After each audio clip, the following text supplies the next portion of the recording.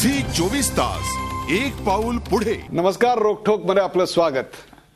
गुजरात विधानसभेचा निकाल आता अवघ्या काही तासांवर येऊन ठेपलाय. केवळ गुजरातच नव्हे तर संपूर्ण देशाचं किंबहुना जगाचं लक्ष या निकालांकडे लागलंय. मोदी विजयाची हॅट्रिक करणार का एवढ्याच पुरता हा निकाल महत्वाचा नाही, तर या निवडणुकीच्या निकालावर 2014ची बरीच गणितं अवलंबून असणार आहेत. गुजरातची जनता यावेळी नेमका काय कौल घेणार? गुजरातमध्ये भाजप किती जागांपर्यंत मजल मारणार? 2002च्या भूतकाळ निवडणुकीत डोकं वर काढणार का? आणि काँग्रेस आणि गुजरात परिवर्तन पार्टी मोदींच्या महत्वाकांक्षांना सुरुंग लावण्यात कितपत यशस्वी ठरणार? यासारख्या प्रश्नांचा वेध घेऊया. गुजरातचा पट कोण जिंकणार या खास कार्यक्रमात.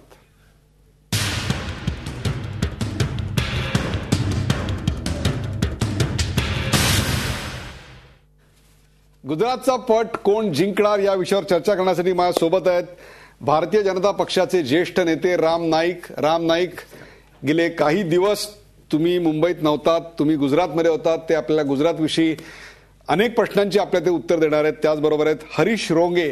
हरीश रोंगे हे काँग्रेसचे प्रवक्ते आहेत. आज त्यांनाही आपण विचारणार आहोत काँग्रेस या निवडणुकीतून नेमकं काय त्यांना मिळणार आहे.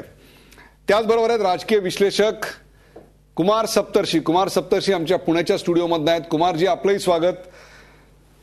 आपण सगळेजण पाहताय की संपूर्ण माध्यमांचं लक्ष आता कुठे लागलेलं असेल तर MS धोनीचं नेमकं काय होतंय याच्याविषयी कोणाला आता उत्सुकता राहिलेली नाही. सचिन रिटायर केव्हा होतोय हाही विषय मागे पडलेला आहे. मलिक यांनी जी विधानं केली, मुक्ताफळं केली, त्यालाही आता मूठमाती मिळालेली आहे.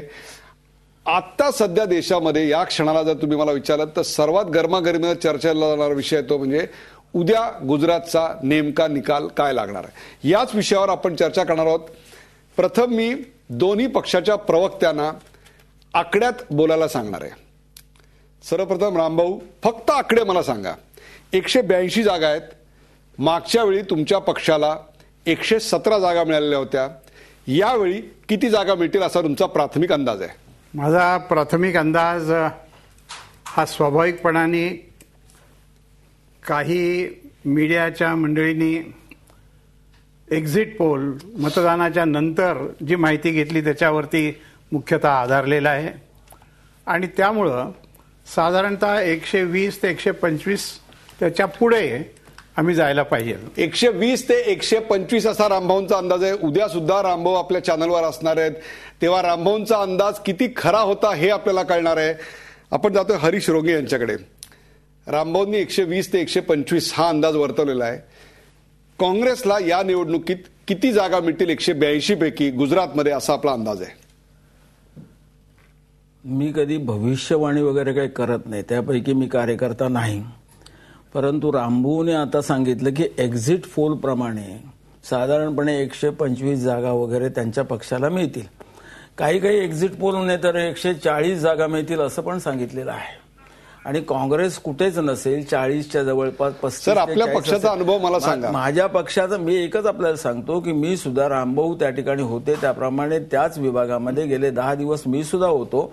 जनमानसाचा कौल बघितल्याच्या नंतर मला असं जे चित्र दिसलं त्या चित्राप्रमाणे मी काही एक्झॅगरेशन करून आपल्या समोर माझी फिगर ठेवणार नाहीये. पण मी आपल्याला सांगतोय की काँग्रेस पक्षाला 80 ते 90च्या दरम्यान जागा मिळतील असा माझा होरा आहे. 80 ते 90च्या दरम्यान जागा मिळतील म्हणजेच 92 जागा असणार नाहीत. याचाच अर्थ गुजरात परिवर्तन पार्टीची मदत काँग्रेसला लागण्याची गरज आहे. जर हे आता आपण सत्य असं मानलं तर काँग्रेस स्वबळावर सत्ता स्थापन करेल की नाही अशी शंका काँग्रेसच्या प्रवक्त्यांच्याही मनात आहे. आपण जाणार आहोत कुमार सप्तर्षी. खात्री वाटते. नाही, आता अजून आपण त्याची चर्चा करूया. आपण जातोय कुमार सप्तर्षी, डॉक्टर कुमार सप्तर्षी यांच्याकडे. कुमारजी, आपण ऐकलंय की आता 125 हा भाजपचा आकडा आहे तर 80 ते 90 हा काँग्रेसचा आकडा आहे. मला तुम्ही सांगा, या निवडणुकीत तुम्हाला काय वाटतं, तुमचा काय अंदाज आहे? भारतीय जनता पक्षाला किती मिळतील आणि काँग्रेसला किती मिळतील? एक्झिट पोलचे रिझल्ट बाहेर येण्यापूर्वी माझं हरीश रोंग्यांसारखं मत होतं. परंतु जर एवढे एक्झिट पोल सांगतायत आणि रामभाऊ नाईक आमचे मित्र आहेत तेही सांगतायत तर त्यांच्यावर विश्वास ठेवायला हरकत नाही. पण हे दोघं जण स्वतः निवडणुकीच्या रंगात रंगलेले लोक आहेत. मी काही गुजरातमध्ये गेलो नव्हतो, त्यामुळं ही माझी ऐकीव माहिती आहे. त्यामुळे नरेंद्र मोदी सत्तेवर येतील असं आज तरी वाटतंय. नरेंद्र मोदी सत्तेवर येतील याविषयी कोणाच्या मनामध्ये शंका नाही आहे. मला फक्त एकच सांगा, 117चा आकडा ते पार करतील का? त्याविषयी शंका आहे. 117चा आकड्याविषयी तुम्हाला शंका आहे तर अर्थातच काँग्रेसला किती जागा मिळतील असा आपला अंदाज आहे? काँग्रेसचा मागच्या वेळेचा परफॉर्मन्स ते परत रिपीट करतील, म्हणजे 59 जागा, आणि मग 59 जागांच्या आसपास ते पुन्हा करतील. म्हणजे 59 पेक्षा वाढतील त्यांच्या जागा, 80च्या आसपास जातील असं वाटतं. 80च्या आसपास जातील आणि 117 हा आकडा मोदी पार करतील की नाही याविषयी आपण शंका व्यक्त केलेली आहे. हे दोन्हीची बेरीज जर केली तर 182च्या पुढे जाते. म्हणजे अर्थातच कोणाच्या तरी जागा निश्चित कमी होणार आहेत. त्या मोदींच्या कमी होणार आहेत का वाढणार आहेत, का काँग्रेसच्या कमी होणार आहेत आणि वाढणार आहेत, हे उद्या साधारणतः 12 तासांनी या वेळेला मी तुमच्या समोर त्याचे रुझान जे आहेत, त्याचे जे एकूण ट्रेंड्स आहेत ते ट्रेंड आपल्या समोर येणार आहेत, त्याचंही विश्लेषण आपण करणार आहोत. पण आता मला एक अत्यंत महत्वाचा मुद्दा असा चर्चेला घ्यायचा आहे आणि तो प्रश्न घेऊन मी जाणार आहे प्रथम रामभाऊंकडे. रामभाऊ, तिसऱ्यांदा गुजरातची निवडणूक भारतीय जनता पक्ष जिंकतोय, किंवा भारतीय जनतापेक्षा सुद्धा तुम्हाला कदाचित आवडणार नाही पण मोदी जिंकतायत अशी सार्वत्रिक समज आहे. असं काय केलं मोदींनी गुजरातमध्ये की त्याला इतका प्रचंड मताधिक्य मिळेल अशी अपेक्षा निर्माण झाली? एक तर पहिली गोष्ट की ही चौथ्यांदा भारतीय जनता पार्टीची तिथं सत्ता येणार आहे. मोदी मुख्यमंत्री झाल्यानंतर आणखीन, परंतु मोदींनी असा काय करिश्मा केला या प्रश्नाचं उत्तर एक आहे की मोदींनी गुजरातमध्ये विकासाचा मोठा पल्ला गाठला आणि असं करत असताना गुजरातची अस्मिता त्यांनी जागवली. आणि त्याचं एक छोटंसं उदाहरण मी आपल्याला सांगेन की मोठ्या संख्येने गुजरातमधले नागरिक हे परदेशी NRI आहेत आणि त्यांनी NRIना आवाहन केलं की तुम्ही तिकडे जातात, मिळवता आहात, तर तुम्ही तुमच्या गावात वाचनालय असतील अशा वेगवेगळ्या सुविधा त्यांनी गुजरात सरकारचा खर्च न करू देता परंतु आवाहन करून केलं. आणि कृषी विकास, उद्योग विकास आणि हे सगळं होण्यासाठी विजेची जी गरज आहे, आज गुजरातमध्ये कुठल्याही खेड्यामध्ये 24 तास वीज उपलब्ध असते. आणि खरं म्हणजे आपल्या दृष्टीनं ते वाईट आहे. महाराष्ट्रातले म्हणजे टेक्स्टाईल उद्योग यायला एवढंच नव्हे तर छोटे छोटे डायमंड कटर्स, फार्मास्युटिकल पण गेले नाही, पण छोटे छोटे डायमंड कटर्स, त्याच्याकडे 10 माणसं आहेत, 12 माणसं आहेत. सुरतला आपण जाऊन पाहाल तर सुरतमध्ये जवळजवळ 30% जास्त महाराष्ट्रीय आपल्याला बघायला मिळतील. त्यामुळे इथली माणसं तिथं गेलेली आहेत. आणि म्हणून विकास आणि विकास हा एकच मंत्र मोदींनी नुसता म्हणत नाही राहिले तर ते करून दाखवलं.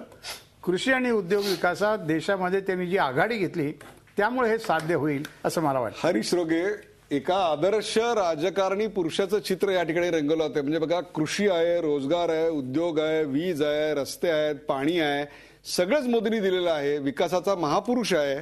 मला तुम्ही सांगा, गुजरातीची अस्मिता त्यांनी जागवलेली आहे. गुजराती अस्मितेचा पोस्टर बॉय म्हणून ज्याला आपण म्हणू, किंवा गुजराती अस्मितेचा मानदंड कोण असेल तर आज नरेंद्र मोदी अशा प्रकारचं चित्र निर्माण होत आहे. सहमत आहात तुम्ही? काय माहित आहे की भाजप या पक्षाची नेहमीची ती सवय आहे गोबेल्स टाईप प्रचार करणं, खोटा प्रचार करणं, चुकीचा प्रचार करणं आणि लोकांना संभ्रमित करणं. एक गोष्ट मी पहिल्या प्रथम या ठिकाणी नमूद करू इच्छितो, कारण मी स्वप्नरंजन वगैरे काही करत नाही. बरोबर आहे. मी मगाशी सांगितलं होतं 80 ते 90 जागा माझ्या पक्षाला मिळतील. कुमार सप्तर्षीने पण सांगितलं, ते विश्लेषक आहे, राजकीय विश्लेषक आहेत, त्यांनी सांगितलं काँग्रेस पक्षाला 80 जागा मिळतील. म्हणजे माझं काही स्वप्नरंजन नव्हतं. वास्तविकता जी काय आहे ती मी आपल्यासमोर मांडली. आता हे जे काही सांगितलं जात आहे की चित्र रंगवलं जात आहे, एक विकास पुरुष, रोड मॉडेल वगैरे वगैरे वगैरे ह्यांच्याकडून, एका काळामध्ये अटल बिहारी वाजपेयी त्यांच्याबद्दल मला पूर्ण आदर आहे. त्यांच्या बाबतीमध्ये सुद्धा अशाच प्रकारचं चित्र रंगवलं गेलं होतं की विकास पुरुष. आणि 2004ला शायनिंग इंडिया, आता याने स्लोगन दिले चमकता गुजरात, चमकता गुजरात. त्यावेळेला 2004ला तशा प्रकारची स्लोगन दिली. काय झालं हे आपण पाहिलेलं आहे डोळ्यांनी. 2009 सालामध्ये आणि 2004 सालामध्ये मी आपल्याला सांगतो, सगळ्या तुमच्या वाहिन्यांनी आणि जे कोणी ते ओपिनियन पोल आणि एक्झिट पोल घेतात त्या सगळ्या मंडळीने त्यावेळेला सांगितलं होतं की काँग्रेस पक्ष आता संपलेला आहे, तो परत काही काळ तरी उठणार नाही. झी 24 तास, एक पाऊल पुढे.